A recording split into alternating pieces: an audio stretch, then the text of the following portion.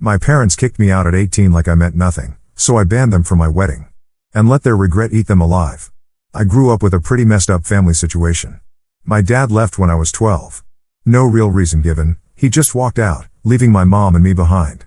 After he left, things were rough for a while, but my mom eventually remarried when I was around 15 or 16. Her new husband, let's call him Dale, was okay at first. He wasn't exactly mean or anything, but he also made it clear I wasn't his kid.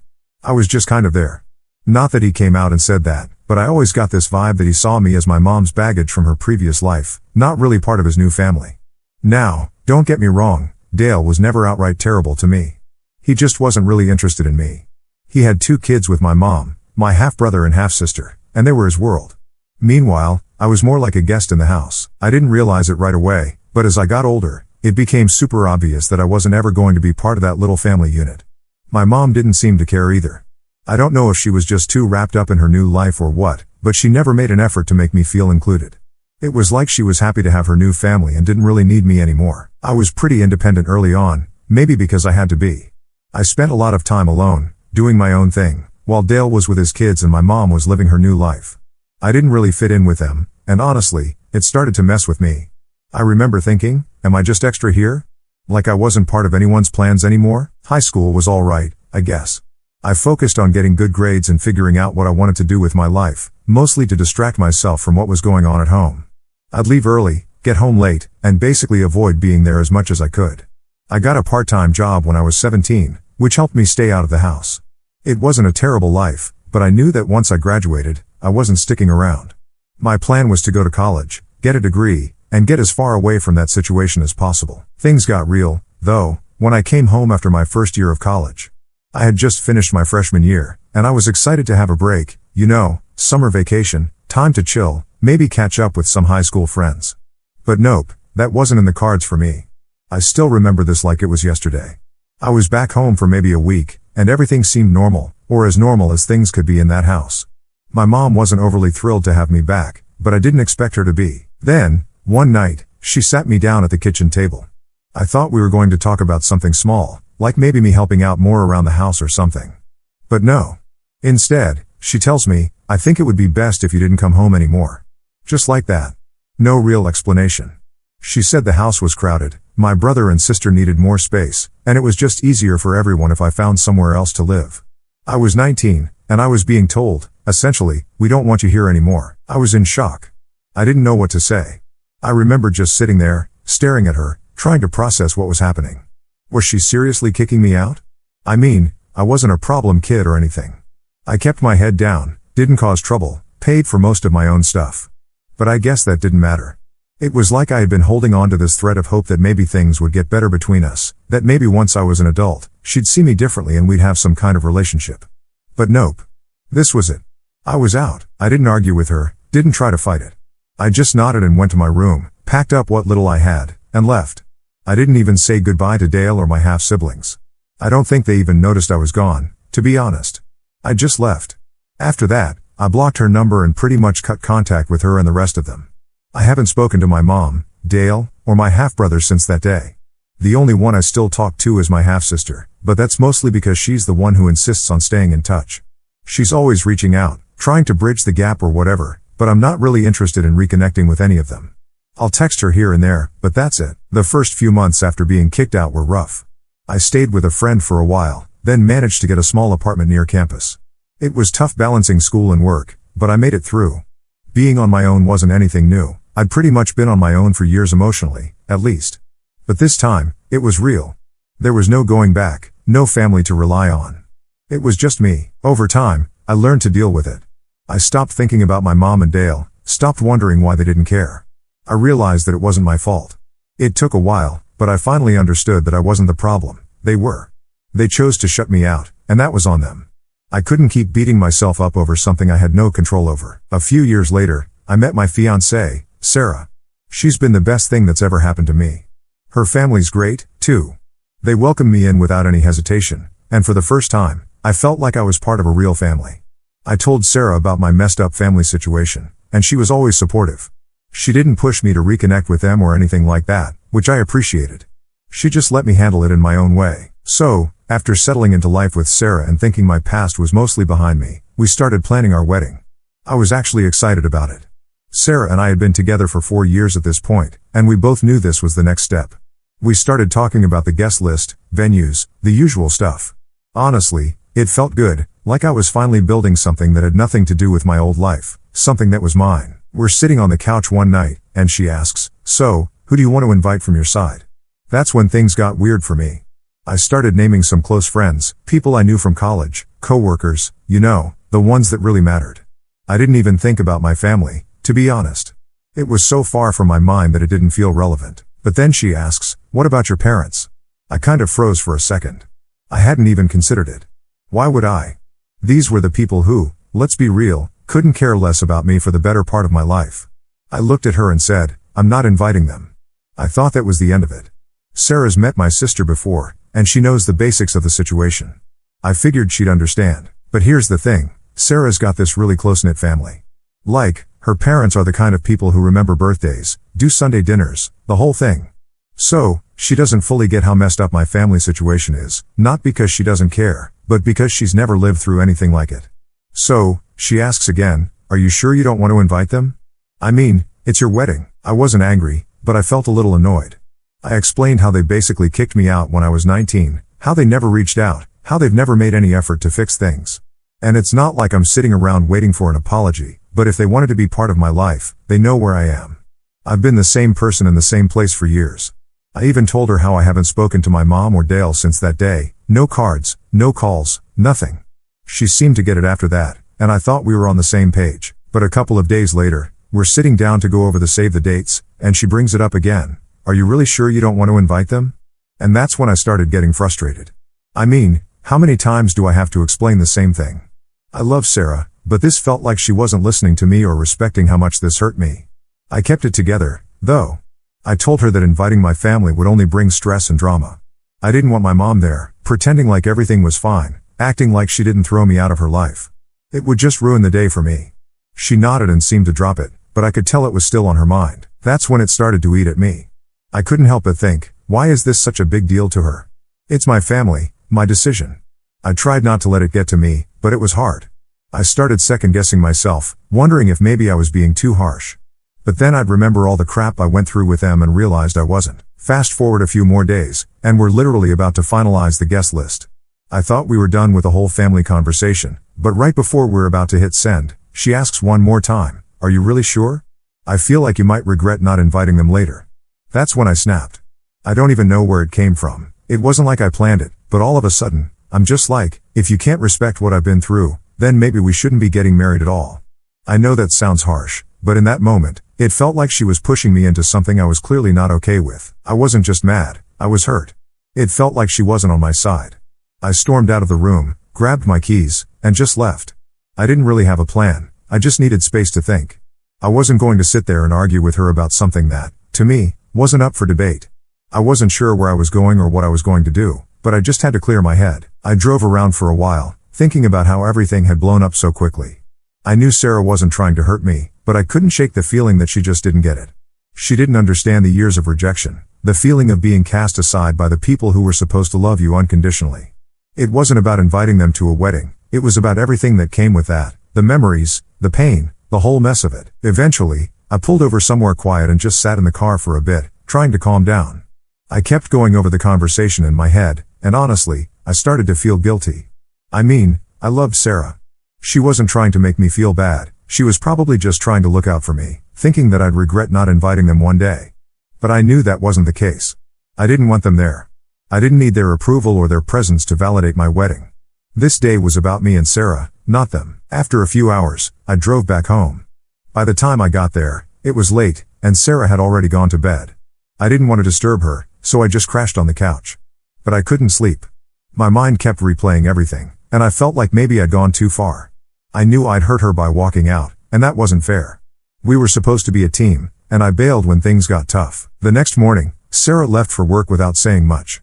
I could tell she was upset, and I didn't blame her. I felt like I'd let her down by not handling things better, but at the same time, I couldn't shake the feeling that I wasn't wrong about my family. They didn't deserve a place in my life just because there was a big event happening. You don't get to throw someone away and then show up when it's convenient. After that whole thing with Sarah, I spent most of the day just sitting with my thoughts, trying to figure out how to approach her. I knew we needed to talk, but I wasn't sure how to start without it turning into another argument. Part of me wanted to let things cool off for a bit, but the other part of me knew that wasn't going to solve anything. We had to deal with this. Around 5:30, Sarah usually comes home from work. I was still working from home, so I finished up my stuff and waited for her to come through the door. I'm not going to lie, I was nervous. I knew I'd overreacted the other night by snapping at her, but I was also still upset about the whole thing with my family. It wasn't just about the wedding anymore, it was about whether she really understood what my family had done to me. So, 5:30 rolls around, and no Sarah. Not super unusual, but by 6 o'clock, I was starting to wonder if she was avoiding me. I texted her, just asking if everything was okay, but no response. Then, around 6:15, she walks in the door, with my sister. I couldn't believe what I was seeing. My half-sister, Emily, who I'd barely spoken to in years, just casually walking into my house with Sarah like it was no big deal. I stood there in shock for a minute, trying to process what was happening. Emily didn't live anywhere near us, she was like 45 minutes away, so her being here was unexpected, to say the least. The look on Sarah's face told me she knew this wasn't going to go well, and Emily, she looked nervous, like she knew she was walking into a lion's den. I didn't even know what to say. I just kind of stared at them, waiting for one of them to explain why my sister was standing in my living room. Before I could get a word out, Emily bursts into tears, like full-on crying. I don't know what it is, but seeing her like that didn't do much for me. I wasn't exactly in a place to feel sympathy for her, given everything that had happened with my family. Sarah looked at me, kind of pleading with her eyes, like, please don't make this worse. But at this point, I'm just confused and pissed off. Emily starts apologizing, saying, I'm so sorry. I didn't mean for things to get like this. She's crying so hard, I can barely understand her, but I didn't even know what she was apologizing for yet.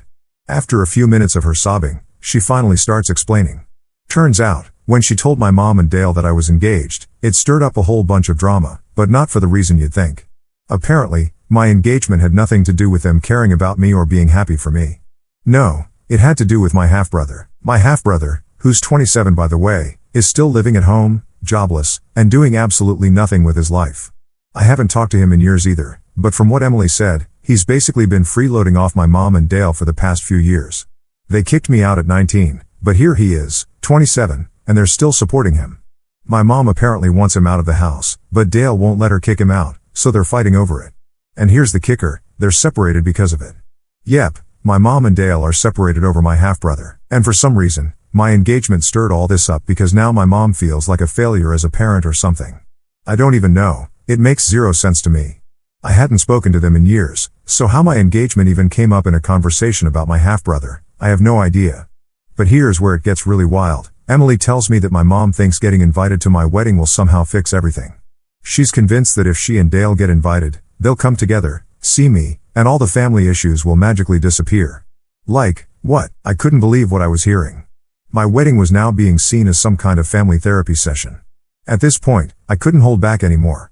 I told Emily flat out that this had nothing to do with me.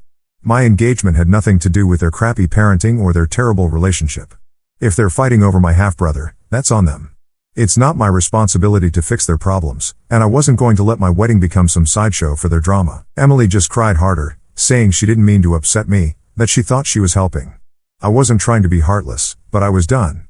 I had already cut contact with my mom and Dale for a reason, and this whole situation just proved why that was the right decision. I wasn't going to be dragged back into their mess. Sarah was sitting there the whole time, watching this unfold. She didn't say much, which surprised me. Normally, she's the type to try and mediate, but I guess she saw how upset I was and decided to just let me handle it. When Emily finally stopped crying, I asked her why she came to me with this. She knows I've been no contact with our mom for years. She knows I've moved on with my life. So, why now? Why bring all this drama to my doorstep? And that's when Sarah finally spoke up. She admitted that Emily had been texting her for months, telling her that deep down, I wanted to reconcile with my family. Emily had been feeding Sarah all these lies about how I was just too proud to admit it, how I secretly missed them, and how I'd regret not inviting them to the wedding. Sarah thought she was helping me by bringing it up, but she didn't realize she was being manipulated. I was furious. I couldn't believe my own sister was lying about me like that, trying to push me into doing something I clearly didn't want. And Sarah, bless her heart, had fallen for it.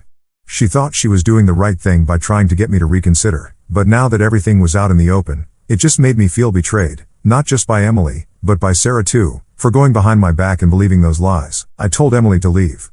I wasn't interested in hearing any more apologies or excuses. She tried to argue, saying she was just trying to help, but I wasn't having it. I told her Thursday hangouts were cancelled. She left, still crying, but I didn't care anymore. I was done with her. I blocked her number and decided I wasn't going to speak to her again. Sarah and I, well, we weren't exactly in a great place after that. She knew she messed up by trusting Emily over me, but I wasn't sure how to move forward. I loved her, but my trust had taken a big hit. I didn't know if we could come back from this, but I knew we had to try. After I kicked my sister out, I was left sitting there, feeling a weird mix of emotions. On one hand, I was relieved that she was finally gone. I'd drawn the line, and I wasn't going to let her or anyone else cross it again.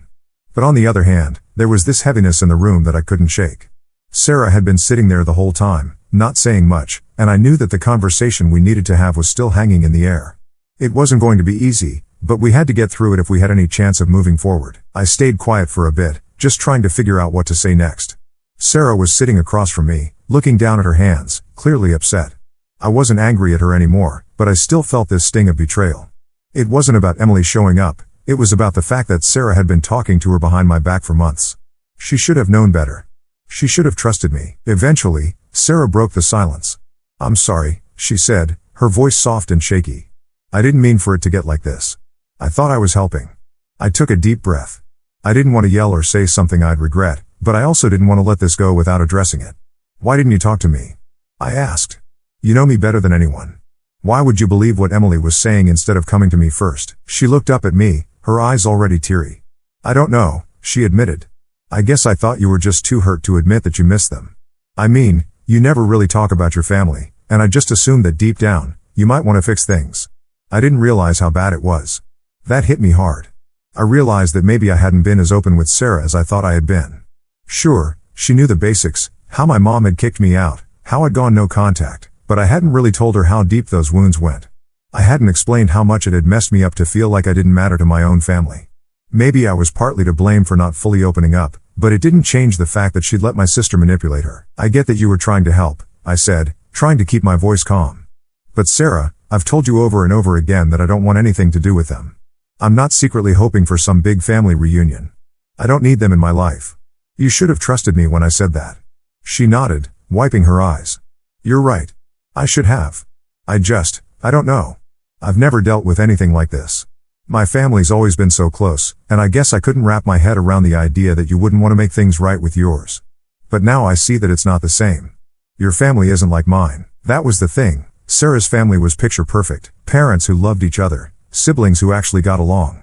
They had their issues, sure, but nothing compared to the mess I'd been through.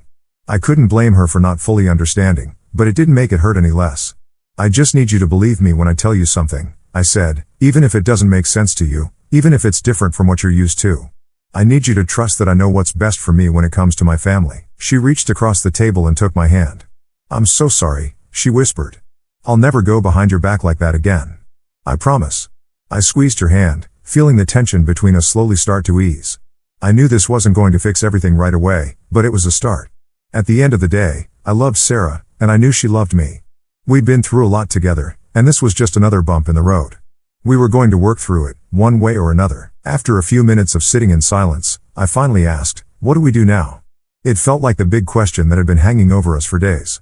"Well," Sarah said, "we still need to talk about the wedding. I know we've put it off because of everything that's happened, but we can't ignore it forever." She was right.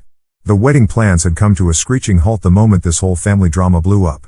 We hadn't sent out the save the dates yet, and the guest list was still sitting there, unfinished. "I don't want them at the wedding," I said firmly. "My mom, Dale, my brother, they don't get to be there. Not after everything they've done." "I get that," Sarah replied, "and I'm not going to push you anymore. It's your family, your call. I just wanted to make sure you were absolutely sure about it." "I'm sure," I said. "If they want to be in my life, they'll have to earn that spot. But I'm not giving them an invitation just because it's a big day. They haven't earned that, and they don't deserve it." Sarah nodded. "Okay.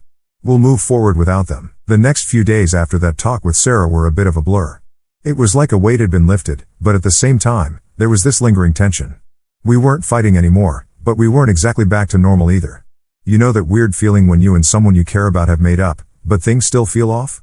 Yeah, that's where we were. I tried to throw myself into work, just to keep my mind busy, but every now and then, I'd catch myself thinking about everything that had happened. I was still mad about Emily showing up unannounced and stirring up all this drama. I couldn't believe she thought my wedding would be some sort of family reunion fix-it-all event. Like, where was that logic even coming from? But I guess I should have expected it. That's how my family operates, sweep all the issues under the rug and pretend like everything's fine. Sarah and I had agreed to move forward with the wedding plans, but the energy around it just felt different now. Before all this, it was exciting. We'd talk about venues, colors, flowers, typical wedding stuff. Now, it felt like we were just trying to get through it, and I hated that. I didn't want my wedding to be overshadowed by the mess with my family. I wanted it to be about us, about starting our life together, not about them. One evening, Sarah suggested we sit down and officially finish the guest list. I wasn't exactly in the mood, but I knew we had to get it done. So, we sat at the kitchen table, the guest list in front of us, and went through the names. I looked at the empty spaces where my mom, Dale, and my half-brother's names could have been. I didn't feel any guilt about leaving them off. If anything, it felt like the right call. Sarah must have noticed the look on my face because she reached over and squeezed my hand. "You okay?" she asked, her voice soft. "Yeah," I nodded. "I'm good. Just weird, I guess, seeing those empty spots." "I know," she said, "but you're doing the right thing." And I knew she was right. Still, it was strange. Most people invite their parents to their wedding. It's just how things usually go. But I wasn't most people. My relationship with my family wasn't normal, and that was something I had to accept. Once we finished the guest list, we moved on to some of the more fun stuff, like picking out the cake and talking about the music for the reception. It felt good to finally focus on the wedding again without the shadow of my family hanging over it. For the first time in days, Sarah and I were laughing and joking around, and for a minute, everything felt normal again. We were back to being us, the couple that was excited about getting married and building a life together. But of course, nothing stays simple for long. A couple of days later, I got a text from an unknown number. My gut immediately told me it was my mom, but I opened it anyway. Sure enough, it was her. She started the message off with something like, "I heard you're getting married. I hope we can talk." Real vague. No apology, no acknowledgement of anything that had happened in the past. Just like always, acting like everything was fine, like she could just pop back into my life whenever she felt like it. I didn't respond. I blocked the number immediately. I wasn't going to let her worm her way back in, not now, not ever. I'd already decided that my life was better without her in it, and I wasn't about to change my mind because she suddenly remembered I existed. I told Sarah about the message later that day. She was supportive as always, but I could tell she was a little worried. I think part of her was afraid that my mom might show up uninvited or try to cause some kind of scene. To be honest, I'd thought about that too. It wouldn't be the first time my family pulled some unexpected dramatic move. But I told Sarah that if my mom did show up, we'd deal with it. I wasn't going to let her ruin our day. As the wedding got closer, things started to feel more real. We sent out the invitations, booked the caterer, all the big stuff was falling into place. It was starting to feel like we were finally moving past all the drama, and I was starting to get excited again. This wedding wasn't just going to be a big party, it was going to be a fresh start, a new chapter for Sarah and me, and I couldn't wait to start it. On the day of the wedding, I woke up feeling nervous, but it wasn't because of my family. It was that typical pre-wedding jitters, excitement mixed with a bit of anxiety. I kept thinking about how far I'd come, how I'd managed to build a life that was mine, separate from all the baggage of my past. It felt good knowing that this day was about celebrating the future Sarah and I were going to create together. The ceremony itself went off without a hitch. We said our vows, exchanged rings, and when I looked at Sarah standing there in front of me, I felt this overwhelming sense of peace, like no matter what happened with my family or anything else, I was exactly where I was supposed to be. This was the life I'd built, and I wasn't going to let anyone take that away from me. At the reception, we danced, laughed, and spent time with our friends and Sarah's family. There were no interruptions, no drama, just a perfect day. I think for the first time in a long time, I felt free from the weight of the past, free from the expectations of people who had never really cared about me. I didn't need their approval, and I didn't need them in my life. I had everything I needed right in front of me. Looking back now, I'm glad I stood my ground. I'm glad I didn't cave to the pressure of what's normal or what other people think a family should be. I made the decision that was right for me, for my mental health, for my future, and that's all that matters. I don't know if I'll ever hear from my mom or the rest of my family again, but honestly, I don't care. My life is good now. I'm married to the love of my life, surrounded by people who actually love and support me. That's the only family I need. So, yeah, it's been a long road to get here, but in the end, I'm exactly where I'm supposed to be, and that feels pretty damn good.